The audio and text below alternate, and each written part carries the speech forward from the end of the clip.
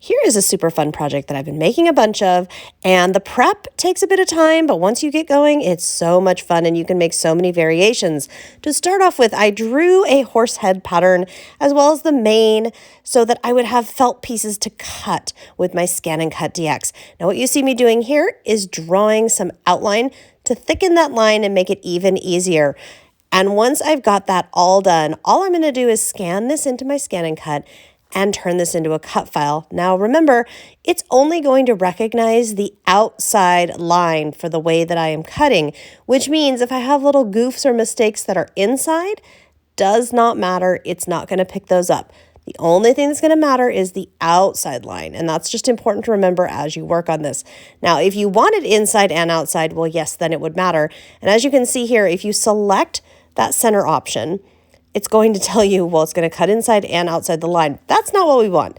We just want the outside. So we just want that first option clicked.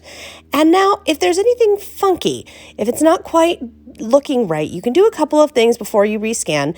You can go to lighten it, you can go to darken it, and you can see what it does and how it reacts. For me, for this one, I had to go slightly darker than center to get it to be just right.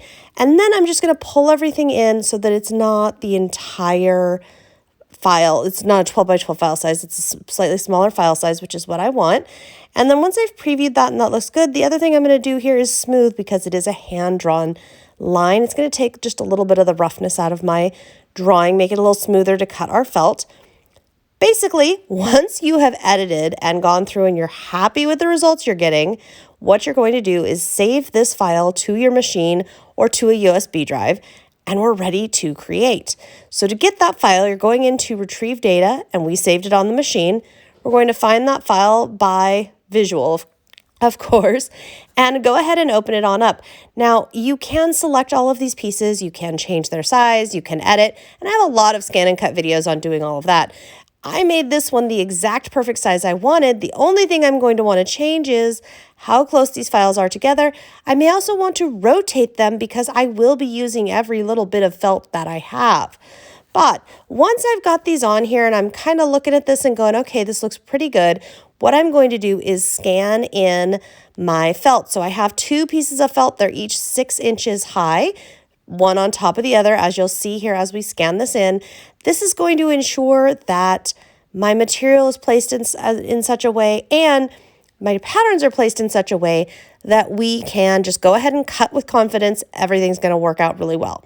And yes, you can batch, and actually I do batch for this particular project. If I have more than one horse with that color of hair or that color of body, I'll cut more than one on a larger piece. For this one, it was a very specific combination that I was after, so I'm just doing one at a time. But you absolutely can do all of your editing functioning, such as adding more or rotating or whatever. As you can see here, I rotated just a little bit. Whatever it is you might want to do, you can go ahead and do. But once you are satisfied, you're just going to go into cut and let the ScanNCut cut that felt out for you. Now, I didn't mention before, but I will now. I did use iron-on heat material there that will allow me to iron this felt onto fabric. It does two things. Number one, it made the felt more stable for cutting. And number two, now it's going to let me iron on that felt onto my fabric so it's stuck down, so that as I decorative stitch and have fun with this project now, I don't have to worry about pinning or holding the felt down. It's all going to be ironed on and stuck together. So my stitching really can be decorative and I can just have some fun with it. And you see me here placing the pieces as I want them. I'm just using a square of just basic cotton fabric and then just placing everything down, ironing everything into place so that it's all set up. And once this is all done, we're ready to stitch. So it's completely up to you. You don't actually have to stitch. You could machine stitch. You could do really fancy embroidery stitches. I did pretty much just basic straight stitching just to accent along. This one's in progress. As you can see, he's not quite done. Here's one that is done with outlines. And you see I've added some white facial hair there, a little dot to his eye. So it's really up to you how much fun you want to have with this or how much time you want to spend with this. You can do a single thread. I did 3 strands of embroidery floss for this. Here's one where I didn't use the mane at all. I just used floss and different stitching to get in there and make the hair myself. So many fun options. And here's what I've come up with that I'm doing with these is I'm making little satchels with rice and lavender in them.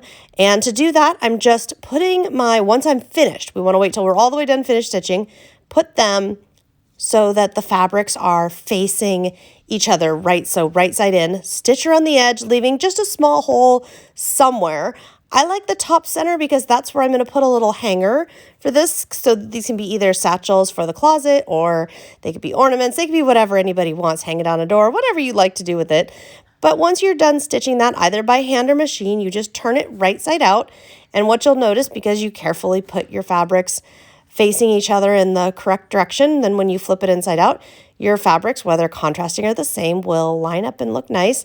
And then you can fill it up with whatever you want. You could put stuffing in there. You can put lots of different things in there. And then add a ribbon if you want and stitch it on up and gift it. So much fun, so much possibility. And I really hope you have enjoyed this tutorial. I will see you next time. I wish you very happy crafting.